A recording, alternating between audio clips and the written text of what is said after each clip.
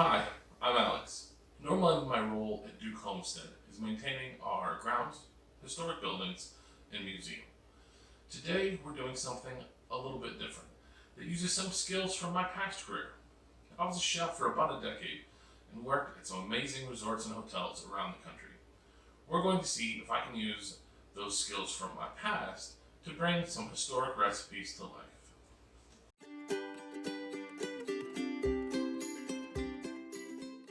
Today's recipe I'm going to read to you comes from the Carolina Housewife. Wheat biscuit number 1. 1 tumbler of milk, 1 quart of wheat flour, 2 teaspoons of cream of tartar, 1 teaspoon of soda, 1 teaspoon of salt. Mix the soda and salt with the milk. Sift the cream of tartar and flour together. Stir the milk and flour together and make the dough either into rolls or biscuits. Bake in a quick oven about 20 minutes.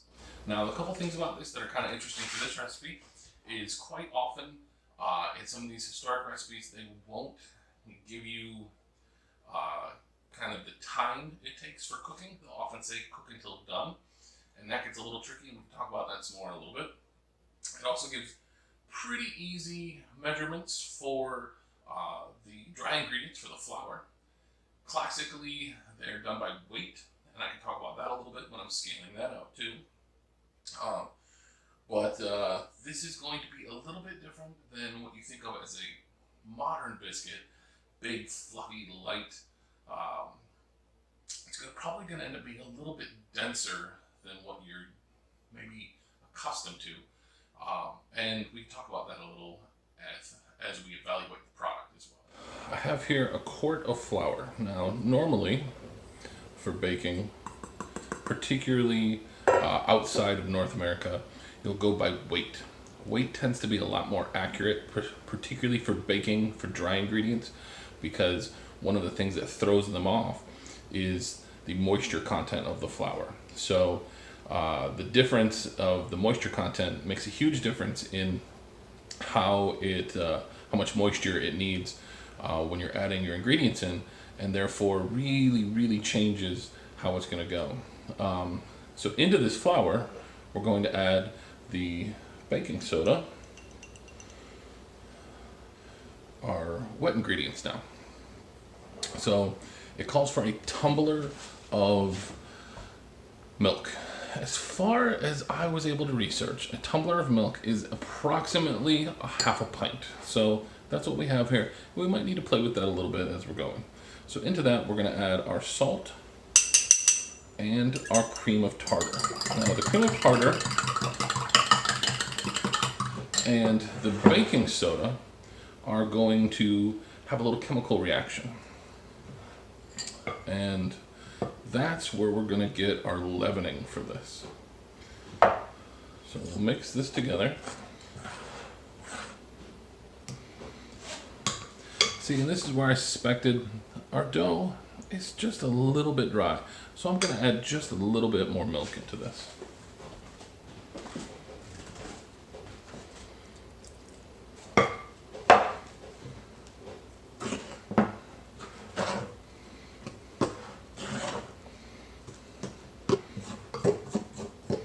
All right, now let's bring this out onto our table. A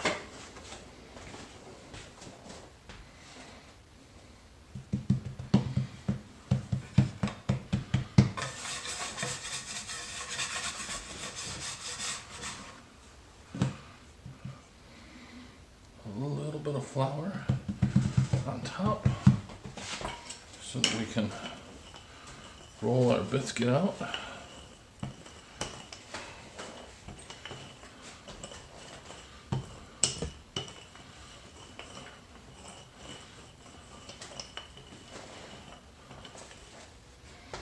And then I'm just going to use this to cut it.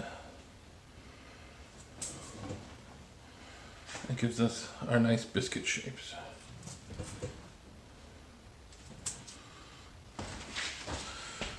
I'm going to take a nice pan and I'm going to grease it up so that our biscuits don't stick. And for this, I'm just using a little bit of shortening, but some cooking spray would work fine, some unsalted butter would work fine. There's really a lot of options for that. Now,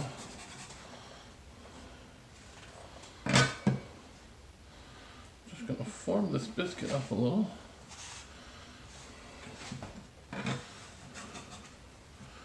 So it's nice and pretty and round.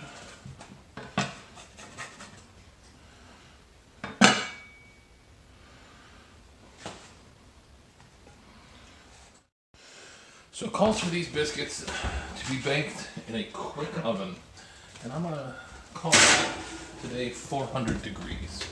So we're gonna check back on them in probably about 15 minutes. So now we're gonna take a little look.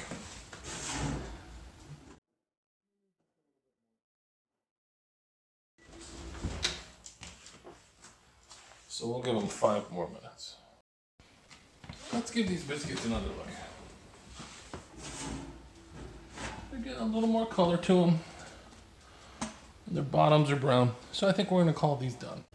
We're going to have a short lesson on flour now.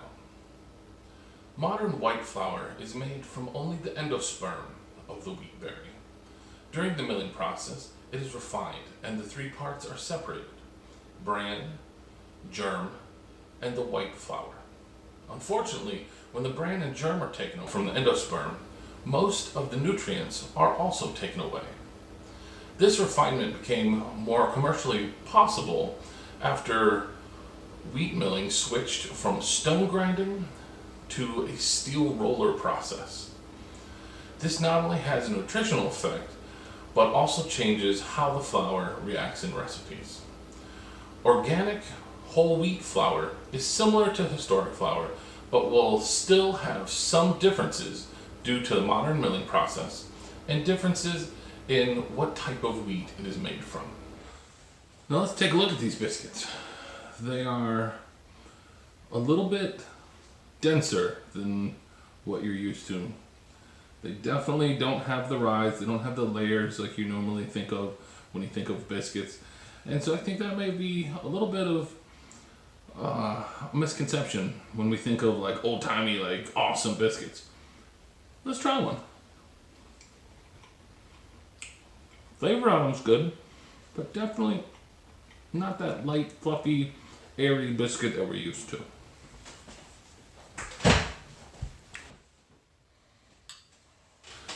But I'm gonna enjoy this one with a little bit of butter and some molasses on it. And I think it might be just all right.